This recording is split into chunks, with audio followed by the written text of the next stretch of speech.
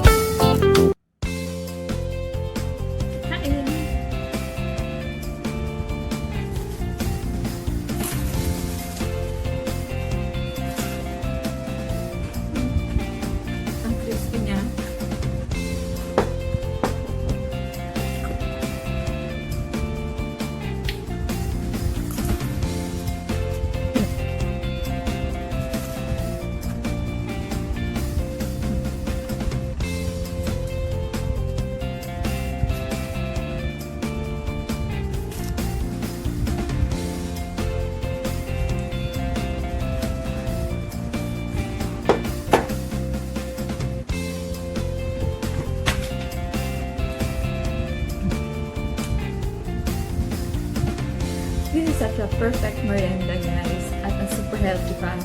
So, kung gusto niyo talaga na super, na hindi masyadong mamantika, you can use a different oil, yung healthy oil like olive oil, avocado oil. So, thank you all guys for watching. See you next time. Bye!